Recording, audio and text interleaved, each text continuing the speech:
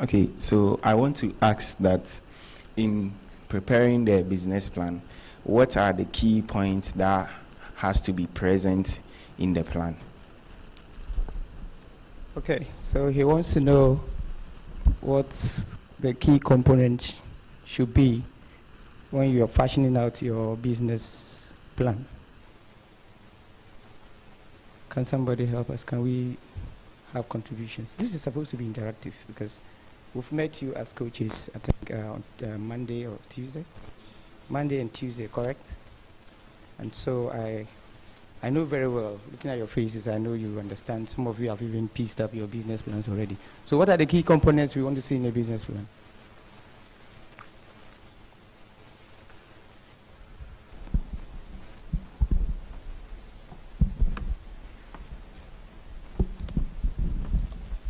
I'm going to just state a few. So you need, every company has to solve a problem, right? So you need the problem first and then a solution and elaborate on how you're going to solve the problem. And also, the company also has to help the society or the community with something, which, you know, will be like the integrity of the company as well. So, yeah. All right, so just to add up to what he said, when you are coming out with a business development proposal, there are two things. He mentioned one, an opportunity. You identify an opportunity you want to take advantage of, but there are instances to you see a problem you want to bring a solution to. All right? So you either identify an opportunity you want to take advantage of or a problem that you think you have a solution to in the society, the community, wherever you find yourself to do. So I also need to add this, that depending on the usage of your business development proposal, we had a discussion with my team and we agreed that there are 3 types. You have the mini one, which is a teaser. You want to just measure the interest of the investor in your business. So you don't talk too much. You just bring a teaser to test the interest of the investor.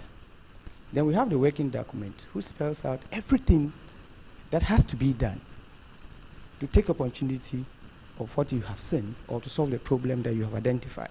That's a working document. In that document, you've dotted all your I's, you've crossed all your T's. Okay? Then we have the presentation business plan. All right? Which you sell to financiers. All right? That's one is you are just selling the business. So the key highlights, the key success stories of what you want to do is what you show in your presentational business plan. All right? Okay, so we have the mini, the working business plan, and the presentational business plan, which we will want to see you do and demonstrate tomorrow. All right, so he's talked about, you've identified a problem you want to solve. So if you think that cocoa butter is becoming too expensive and so shea butter is a nice alternative, so you tell us shea butter is the way to go. All right? Okay, that's just for example. So let's see. So we've identified a problem. So we are setting up a business because we've seen that cocoa butter is expensive, so shea butter is the way to go.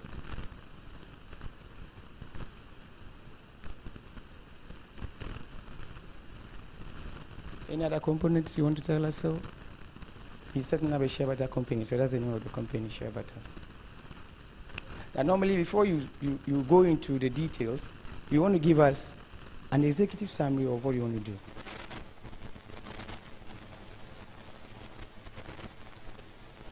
Okay? An executive summary. I want to set up a perfume company. I want to call it Perfume Bazaar. All right? So I say that Perfume Bazaar will provide customers with tailored-made perfumes of their choice. So what it means is that you can come and sit with us and determine how you want your perfume to smell. Do you get me? I've given you an executive summary of what I want to do.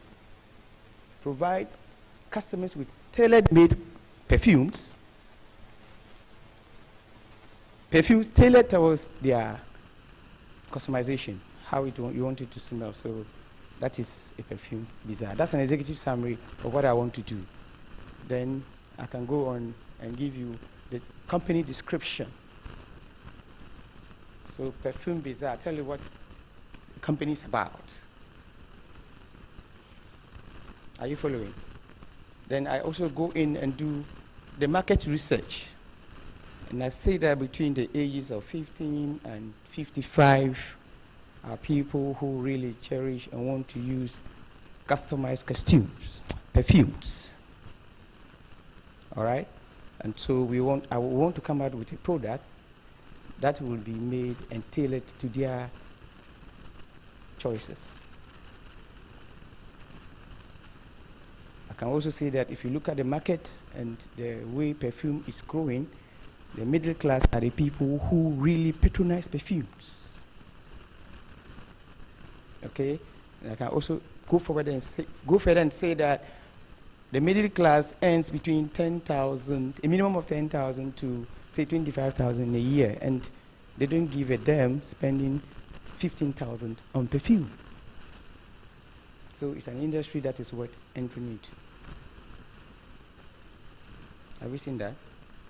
Now I'm saying that the perfumes can be designed and tailored towards their choices because you don't tell the other industries what kind of scent you want. But I'm saying that I'm giving you the opportunity to discuss with us how you want to smell.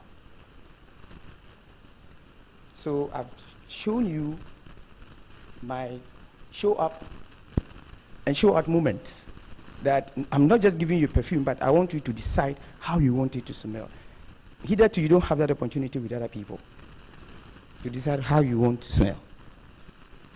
So that is what makes me different from the other players in the industry. Have you seen that? So in fashioning out your business plan, you need to tell us, that's your, how innovative are you? How different are you going to be from the other people? It's not that somebody has a table and selling tomatoes, and you also get up and say, I have 10,000, I want to go and sell tomatoes. So if the price of tomatoes stagnates, it's not going, the industry is not moving, all of you are in the same shape. You haven't done your market research. You are not different from the people who are already in the market. And so you are just following the crowd. Adding to the numbers.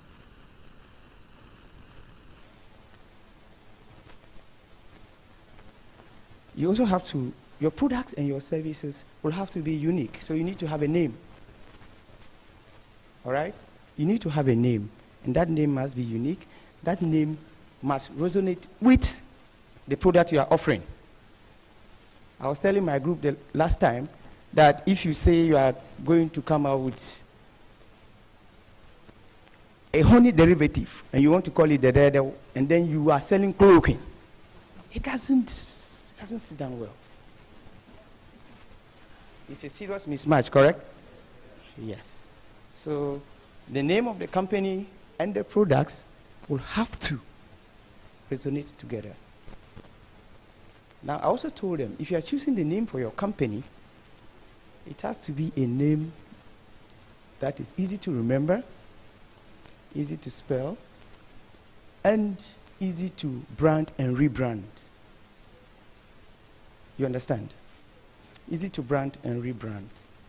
So within the short to medium term, 0 to 5 years, the company is doing well, you are above the curve, sales are going well, then you say, the company's name is not even, it's not good for me, I want to change it. People and advocates are buying your product because of the name. The moment you change the name, when they come to the market and they don't see the name they are used to, they think that that product is not there. So when you are choosing the name for your products or your companies, they should be names that can be branded and be rebranded without necessarily changing the name.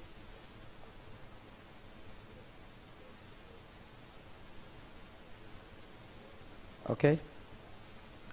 All right. Now, it takes resources, people, and money to do this. So you need to come up with your financial plan, which will involve your cash flow and budgets as to how you are going to do it. All right? And so if it is a sole proprietorship, which we are all used to, then it means that you are financing it yourselves individually, alone. So you own the company, you take the decisions in your kitchen, you don't give a damn, right? If it is a limited liability company, it presupposes that you can be 100% shareholder, or you are co-owning the business with other people. In that case, you don't have the luxury to take the decision in your kitchen. It has to be taken in the boardroom. You don't get to provide the resources alone. You have other people who are also contributing to provide the resources to run the business. If it is an opportunity that will just exist for a while, then you are coming into a joint venture or it's a partnership. We do this, we finish, we share the profit, business collapses, everybody goes away. So in your business plan, you need to tell us, the company analysis, you need to tell us what the company is. Is it a sole proprietorship? Is it a limited liability company? Is it a joint venture? Is it a partnership? And all that. All right? Then in putting your budget together, you've done your market research, you know it will going to take you X to be able to produce the item, and so you sell it X plus 1 to be able to break even and make profit. Let's know what you are committing and what you are expected to get from your commitments. Then we know whether the business is profitable or it's not. It is only when you do this that you are able to determine whether it is worth going into it.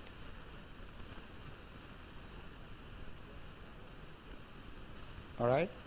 Now the funding.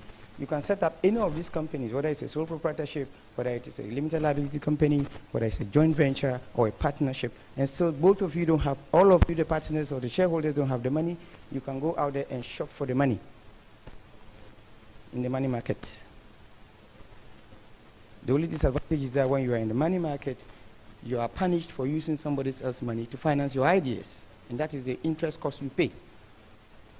If you don't do the budgeting well, if you don't do the cash flow projections well, how are you going to pay back the money you borrowed plus the interest cost for using somebody else's money? So the market research is very, very important. All right?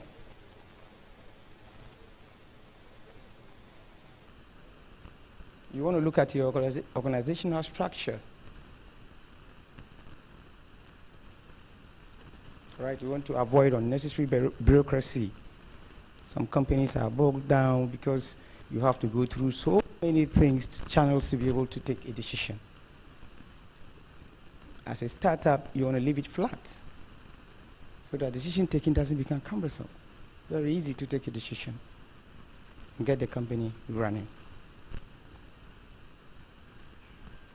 All right? And get the right expertise. It shouldn't be about who should do the job. It should be about who can do it. It shouldn't be about who should do the job.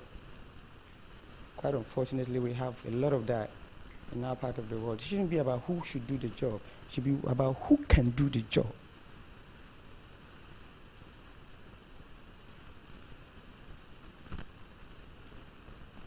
Okay. Then you come to your marketing strategy. How do you intend to get the product to the people who want it? So your marketing and sales strategy is very, very important. And some of you might have heard about the 4 Ps of marketing. How many of you have heard about the 4 Ps of marketing? 4 Ps. 4 Ps. Okay, so you want to talk about it one. I think I have about 4 hands, so you pick one. So the gentleman there should talk about one of the 4 Ps.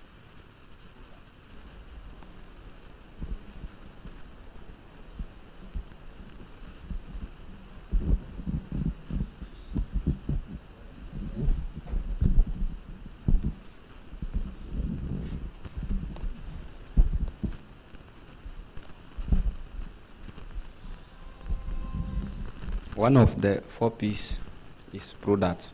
Okay. Products, it is tangible or intangible product object that is being marketed through the program. That's it. All right. Okay, so he says that one of the 4 Ps of marketing is a product. So I gave an example that I want to come in and sell perfume. There are a lot of perfumes in the industry already. So I just don't want to sell perfume. But I want to sell perfumes that is tailored towards your taste. So you discussed with me how you want your perfume to smell. That's my product. It makes it different from all other products. Perfumes are being made in Dubai, in South Africa, in the States and everywhere. They just bring it and you buy it.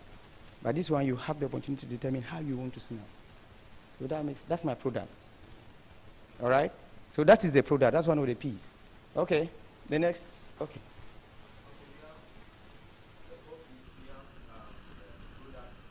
Oh, mention one and talk about it. We talked about product. One.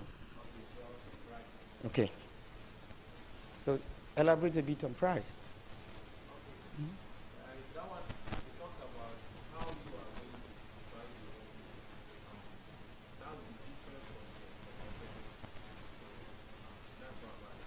the Okay.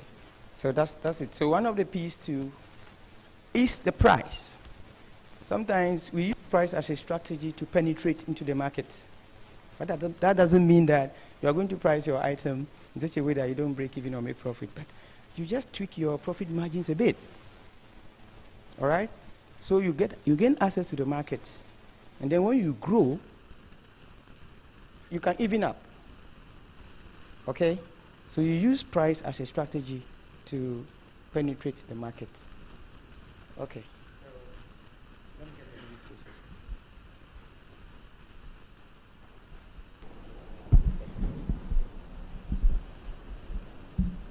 There's also place where you intend to market it, as place is very important as a station where your customer is going to find themselves to buy your product.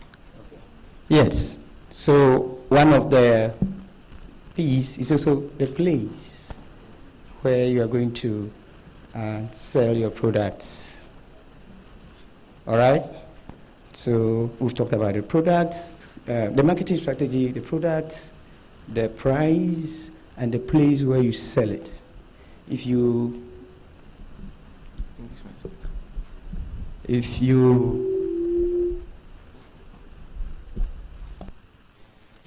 go and establish, if you go and put Bubra stand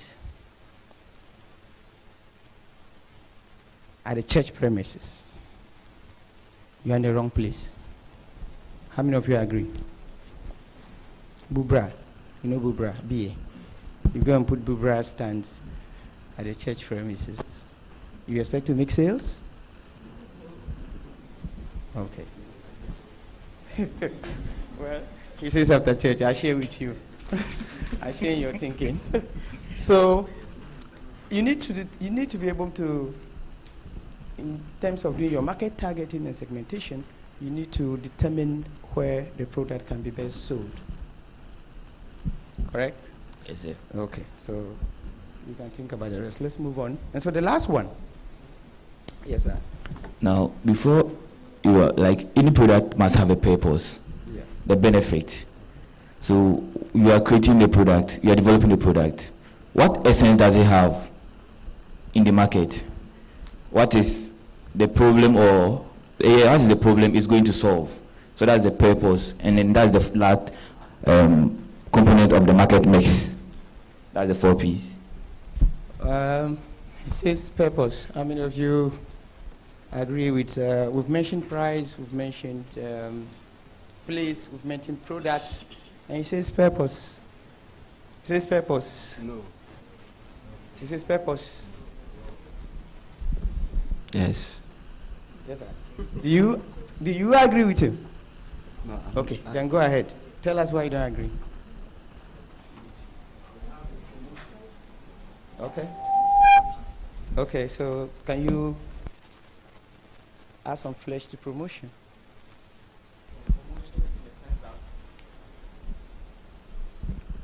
Promotion in the sense that how you are going to make your customers actually stay in buying your products.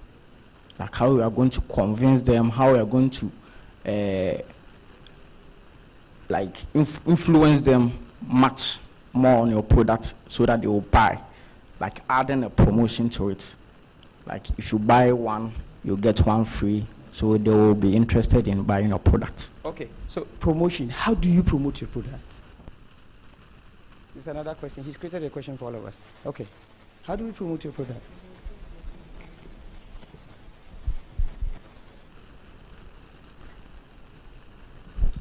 Please, there are a lot of ways of promoting your product, and one of the ways that you can use in promoting is advertisement. You need to advertise your product. Okay. So promotion is how you showcase the product to the people. All right? How you showcase the product to the people. Some use brochures, some use flyers, some use billboards, some send emails. Now we are even in a technological world, so you have social media, etc. People even develop mobile apps to do that. So, my friend, it's not purpose, it's promotion. So, product, place, price, promotion. If you, well, things keep evolving and strategies and other things come up. Maybe you've come across somewhere that purpose is one of the 4 P's of marketing. I think that before you even created a business, you have identified an opportunity or a problem you want to fix. And that is the purpose for creating the business, correct? Okay. So, so these are the 4 P's. So when you are fashioning up your business plan and you are looking at your marketing strategy, these are the things you should consider. The product, the place, the price, and the promotion. All right, so you go to the malls, you see on their shelves a lot of things hanging there. It's also part of the marketing strategy. Go to the shelves, you go everywhere, you see them.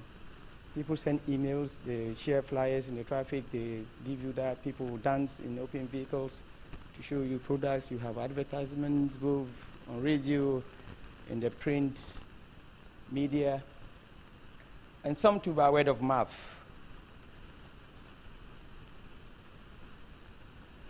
And some too by unsolicited advocacy. He's used the product has been good, so you've not employed him as a salesperson or a marketing person for your company, but given every opportunity, he talks about your product to other people. He's an advocate for you. You see? Okay.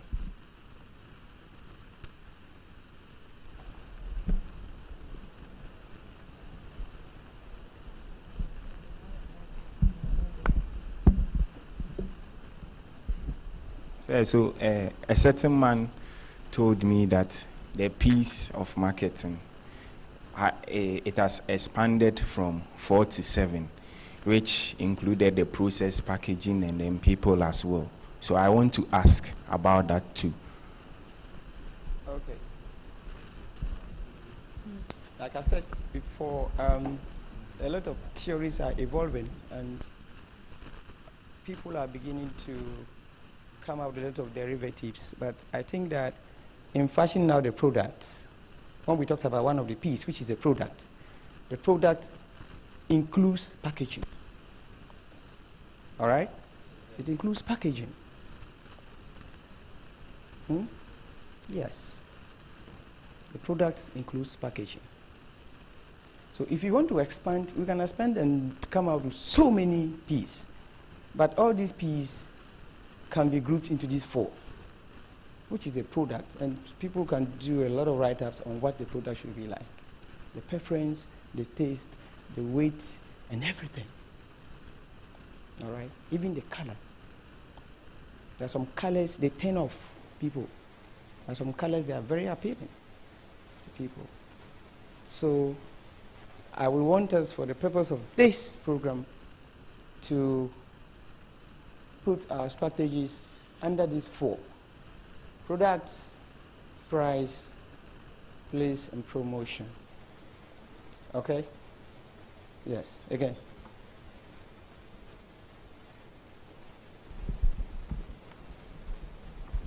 So if I am presenting my idea, let's say I want to do, let's say the spray. Let's take the spray for instance. Would I have to go into details, the processes that the spray will go through before the final product comes out, or I just have to give the clear idea of what I want to do and then not the process it entails? Somebody want to help? Okay.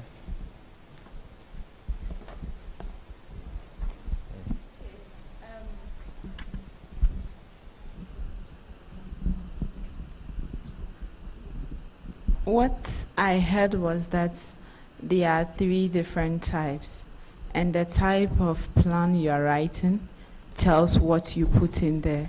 So the processes you go through to make your perfume is your working plan. But if you are writing a proposal just for funding, I think that one you don't have to add those things to it. So I mentioned, and rightly as she said, that depending on the usage, we have 3 types of business plans, if you like, proposals. You have the mini proposal, which I said was a teaser. We just met here, and I tell you that, do you know it is possible to use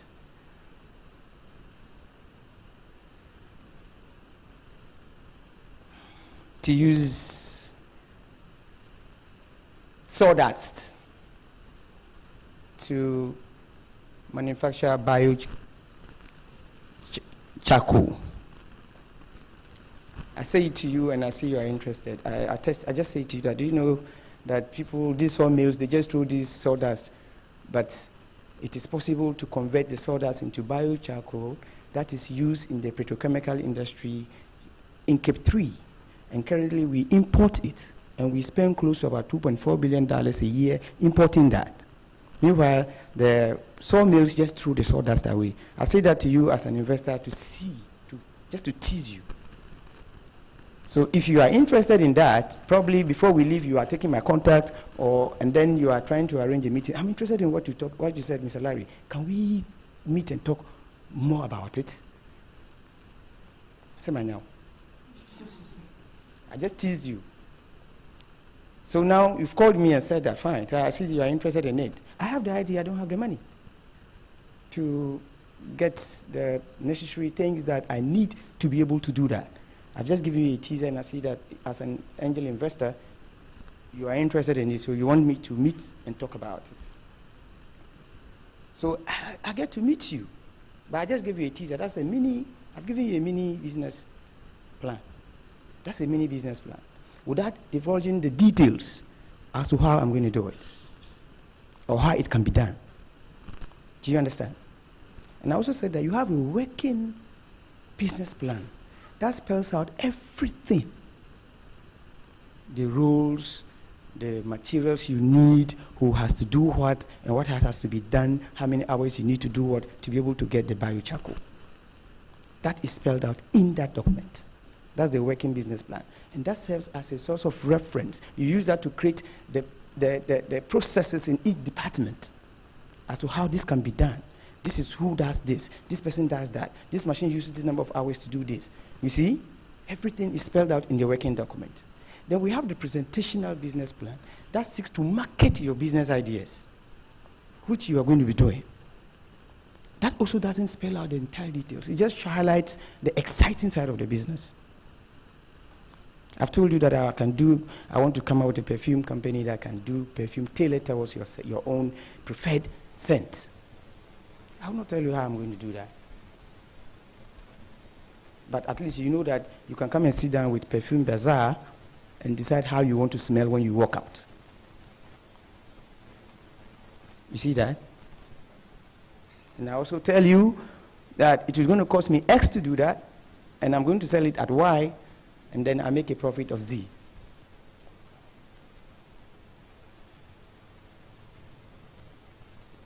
And I've also told you that per my market research, folks between the ages of 15 to 55, and between this and that, and they are the people who patronize perfumes a lot. So to be able to let them decide how they want to smell is something that they will grab with both hands and feet.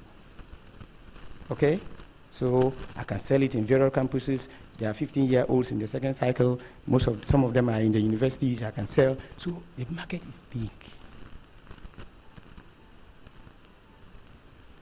Have you seen that?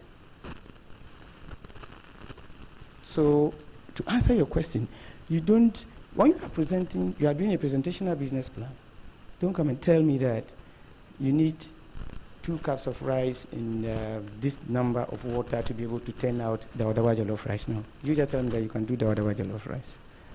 Fine. Yes? Yes.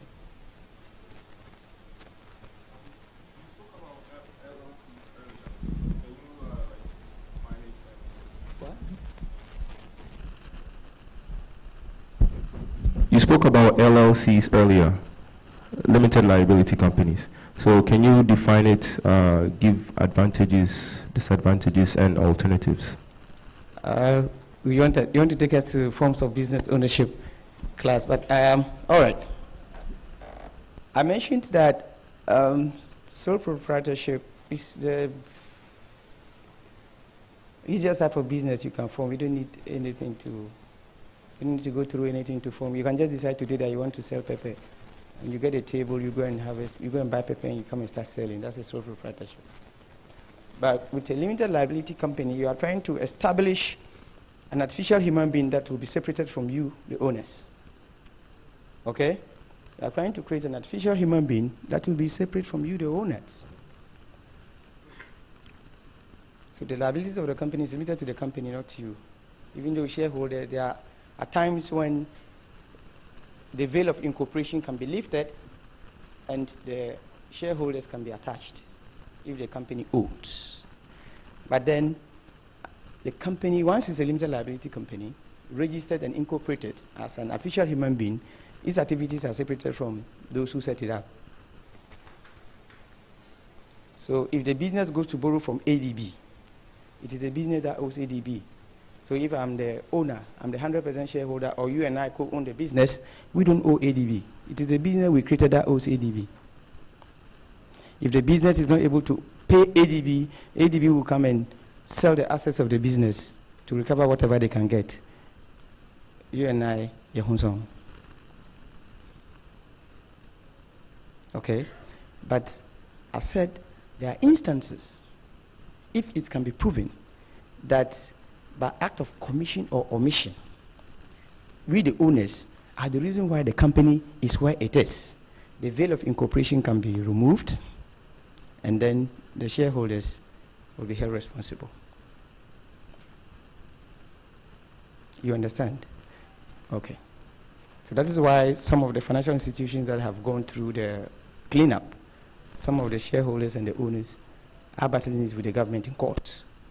If they are aware that maybe by act of commission or omission you did something that has put the company where it is, then you can be held responsible. But what it is that the business is a going concern. When we say going concern is separate from you, it will live after you. So it means that when you die, the business will continue to exist. You understand? And the business can change ownership tomorrow. You can decide that, okay, I set up this perfume company. I've identified that I want to now move into the Odawa production. So I want to sell my perfume company and go and do something else. So you can sell it, either through private equity or you get listed on the stock exchange where you invite people. You do public offering and invite people to come and co-own the business or take it over from you, so you go. Or you can just say, okay, if you want to buy, come and buy it. You and him will sit down, you agree, you transfer everything. You just buy private equity, and you go. Okay? So it is, if you compare that to sole proprietorship, it is safe. If you are a sole proprietor and you go to ADB and you go and take a loan to go and buy tomatoes and sell, and the business doesn't perform well, you are going to pay. You, the person who went and took the loan, will pay. not the company. They don't know any company. Sole proprietorship is not a company. It is you they know, so you will pay. But if it is the company, ADB will be attacking the company, not you. You understand? Okay. So when you make your profits and the company grows, the company is yours. You understand? Your liabilities are separated from that of the company. The company cannot owe for you to go and pay, unless there's something untoward.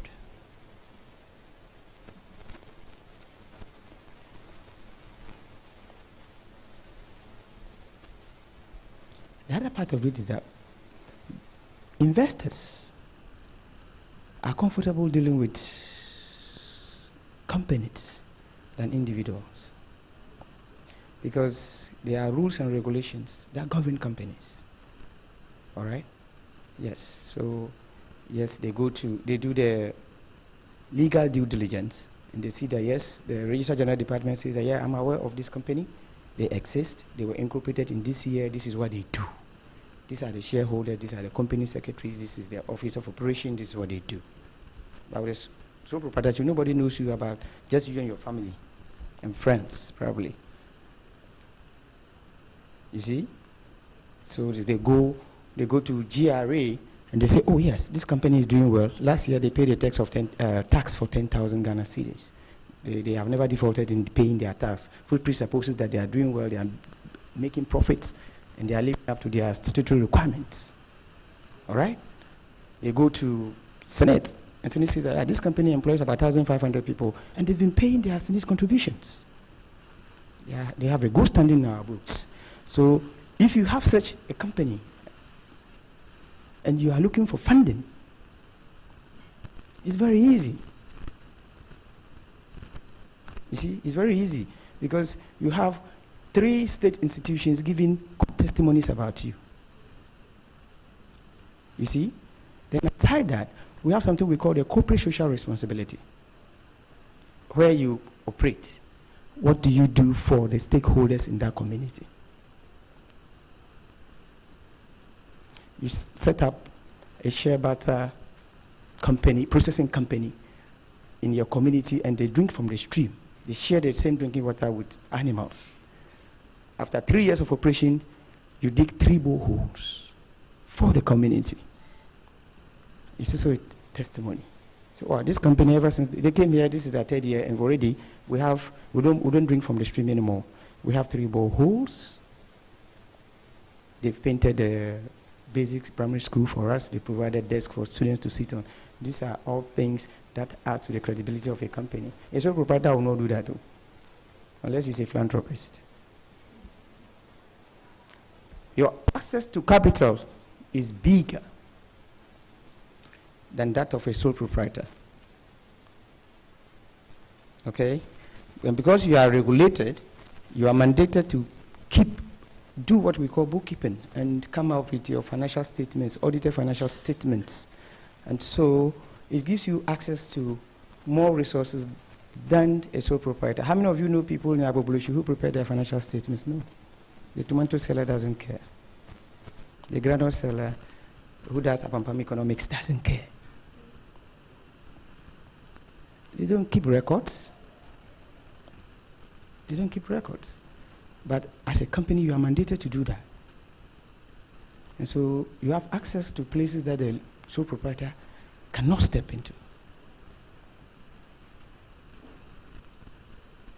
And especially when you now allow independent opinion on your performance. I'm talking about when you now bring auditors to come and see, okay, I tell you that this year I was able to make a profit of 100 million. And I'm inviting Pricewaterhouse or Deloitte and Touche to come and independently assess what I am saying. So they come and do it, and they issue a statement that we can confirm and affirm that, yes, for the year 2022, company XYZ turned out profit of 100 million Ghana cedis. That's an independent opinion, third-party opinion, who is not part of the business.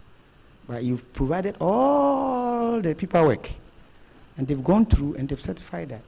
You can sit here and apply to the Exim Bank in the US for a facility. A sole proprietor cannot have that opportunity to do that. Partnership. Governments want to do 1D, 1F, and they need a particular product to be supplied. All right? This young man and this lady can team up together just for the purpose of supplying that product.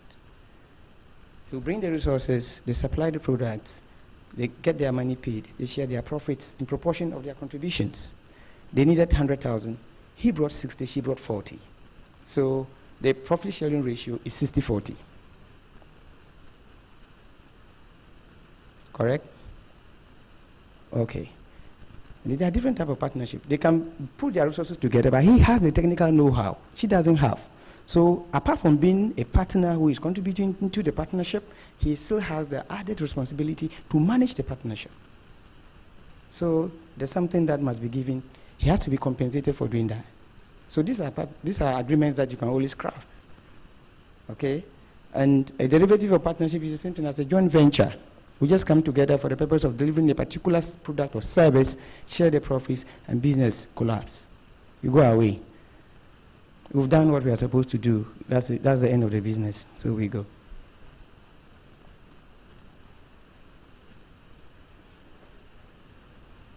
That's it. So company has a lot of advantages that it gives. All right? And so, any question? We're not in the lecture room, so yeah.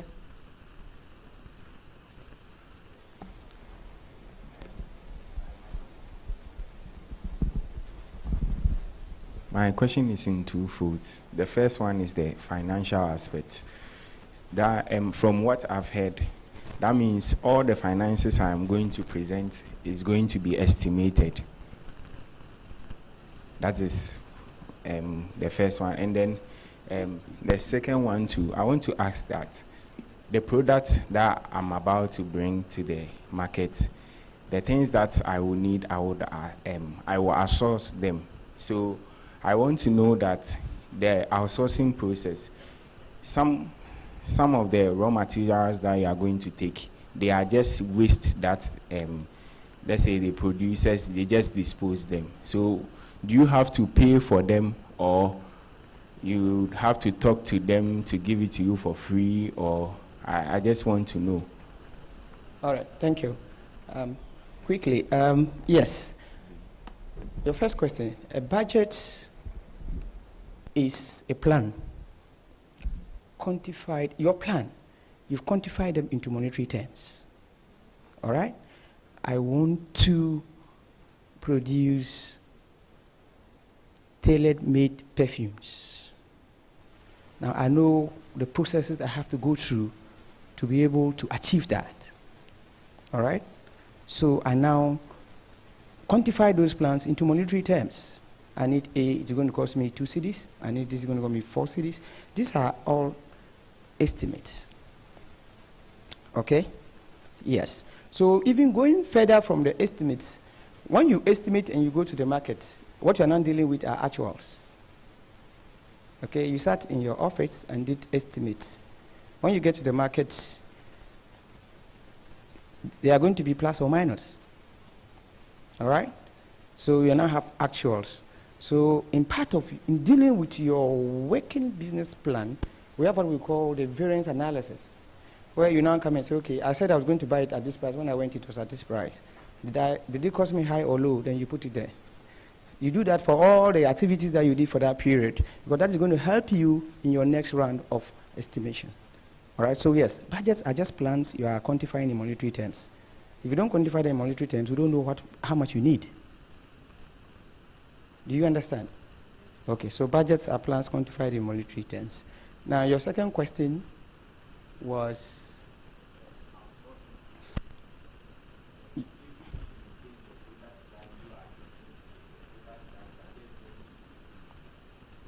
Okay. Now, often we use outsourcing, offshoring, and all that. Now, if you are outsourcing something, you are saying that I want to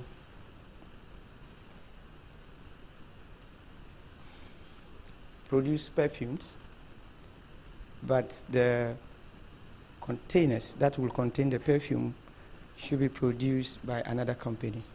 So you are outsourcing part of your business to somebody.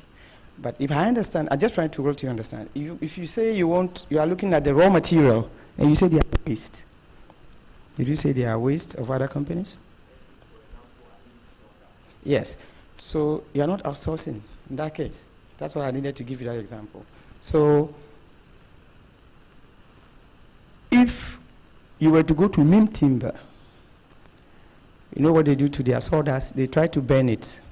They just burn it so that they can clear the space there. If you were to write to them or go to them and tell them that, henceforth, please don't burn your sawdust. My vehicles will be available to convey them. They will thank you. The EPA will thank you. You're not paying for it, though. The EPA will thank you. Much the same way if you were to go to the rice milling companies and tell them that your rice husk, which they burn, don't burn it. Every week, my trucks will be available to convey them. They will also say thank you. The EPA will also thank you. We haven't, in the value chain, we haven't developed to the extent that we see that there's money in all these things. Okay? If you buy 1 ton of rice, 100 kg bag of paddy rice is about 2,400 Ghana cedis. 30% of that is husk. It's not part of the product.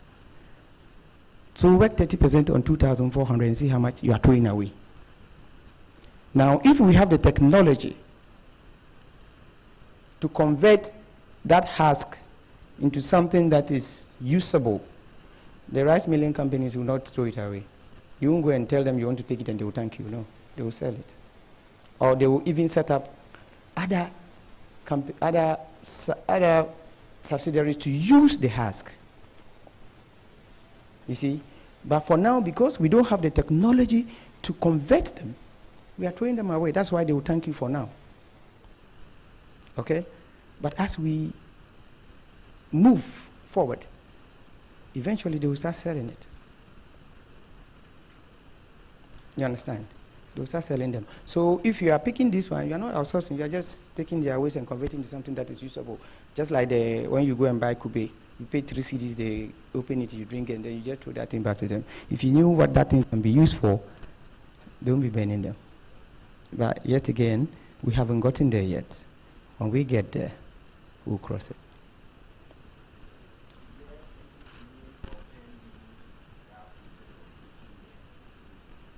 The waste. I don't know if you want to help us coin one, but I don't know if there's a name you are trying to put to use.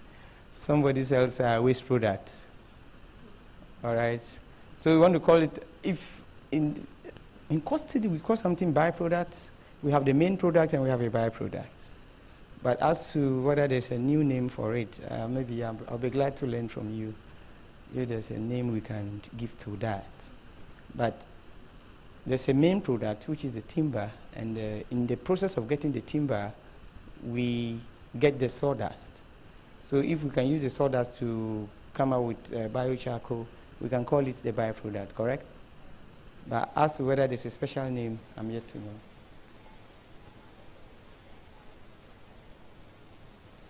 Yes?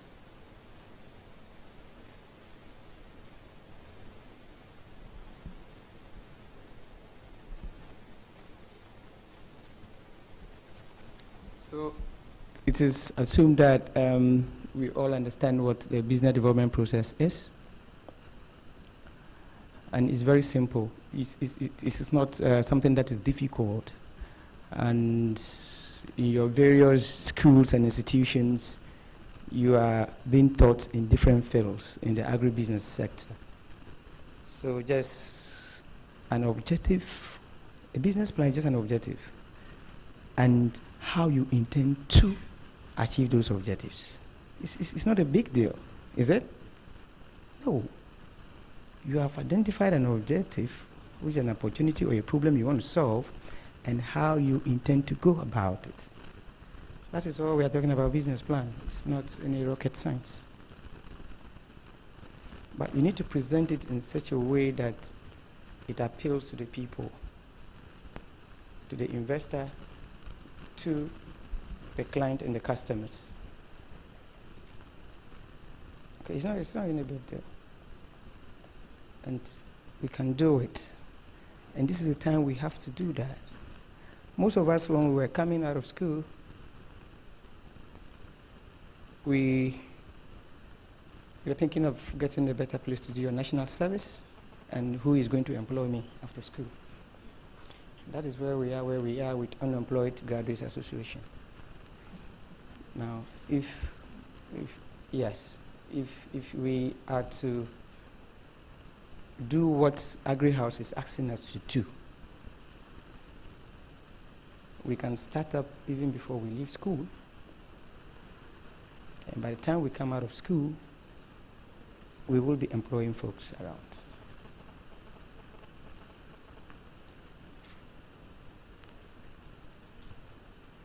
I have said that research is showing that by the year 2030, the world population will grow very huge.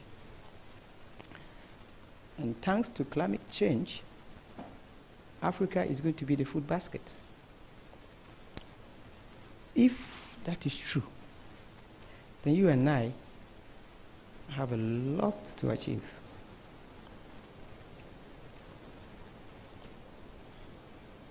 Now we even have access to AFTA, the free trade. So you can have your precursor ginger drink, and you have access to the market in Uganda, Liberia, Nigeria, with free tariffs. If you're able to set up very well and you want to expand, you can be packaged very well and listed on the commodity exchange. The agribusiness sector has a lot of concessions,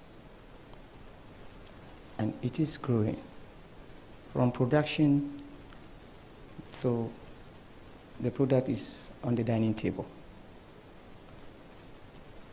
All you need to do is grab the opportunities as they are being offered, seek for support where you need it, and you wouldn't join the Unemployed Graduates Association, and you'll be glad you did. Thank you.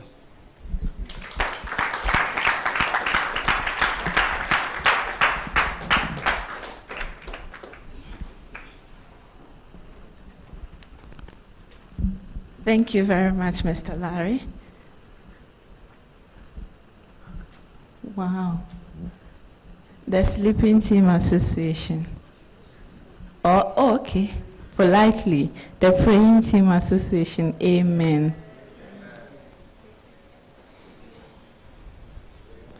Okay. I hope so far we've been enjoying everything that has been happening. Hey, because of prayers, you can't even respond. Yay, you are having a lot of concentration for the prayers. We've said amen already, so let's move on. Or you want to... You see, I didn't say anything, but we already understand. Please, let's stand up and do some stretching.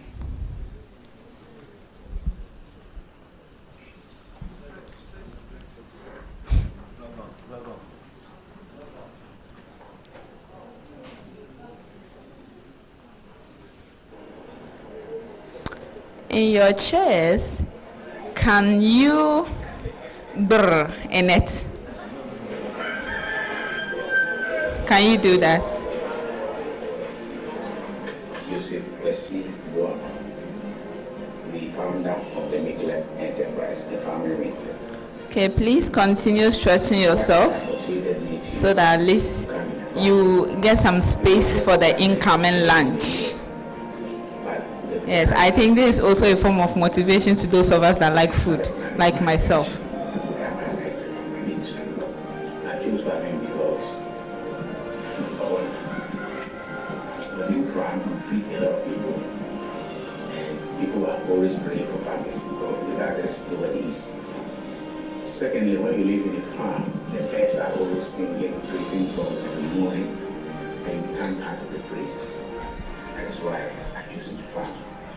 And when I was in the office, I remember, when I came to the office, I saw Okay, if you think you have stopped praying for the next 2 seconds, you can have your seat. First picture and bought cameras.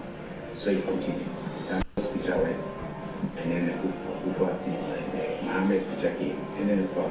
So I knew that where I was sitting, even as a public servant, that they never wanted to be. I wanted